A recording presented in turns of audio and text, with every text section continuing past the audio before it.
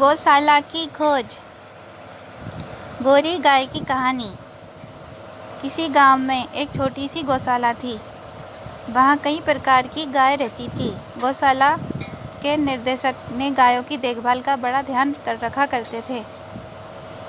एक दिन गायों में एक बहुत ही अलग गाय का आगमन हुआ। वह गाय अनूठी थी। उसकी आंखों में अनोखापन था। उसकी कमर में चोट लगी हुई थी, इसलिए वह ठीक से चल नहीं सकती थी। उसका नाम था गोरी।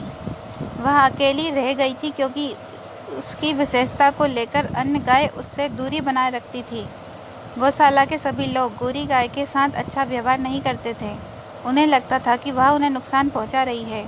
परंतु एक दिन गायों की देखभाल करते समय एक बच्चे ने गोरी को देखा। बच्चा बड़ी खुशी से गोरी के पास गया और उसकी मदद करने का फैसला किया। वह उसे खाना खिलाने लगा, उसकी देखभाल करने लगा। धीरे धीरे उसकी मदद से गोरी भी स्वस्थ होने लगी। बच्चे ने गोरी गाय को अपना दोस्त बना लिया था। वह रोज गौशाला जाता और गोरी की देखभाल करता। उसने उसे कभी भी अकेला नहीं छोड़ा।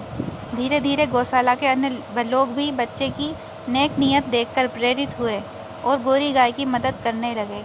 उन्होंने समझा कि हर जीव को सहायता की ज़रूरत होती है, चाहे वह कितना भी अलग हो। गौशाला के सभी गायों ने एक दूसरे को समझा और गोरी गाय को स्वीकार किया। उन्होंने समझा कि हर जीव की मदद करना और सहानुभूति दिखाना बहुत महत्वपूर्ण है। इस कहानी से हमें यह सीख मिलती है कि हर जीव को समझना और उसकी सहायता करना बहुत महत्वपूर्ण होता है। हमें दूसरों के मत को समझना चाहिए और उनकी मदद करनी चाहिए। गोरी की यह कहानी हमें यह साथित्व और सहानुभूति का संदेश देती है।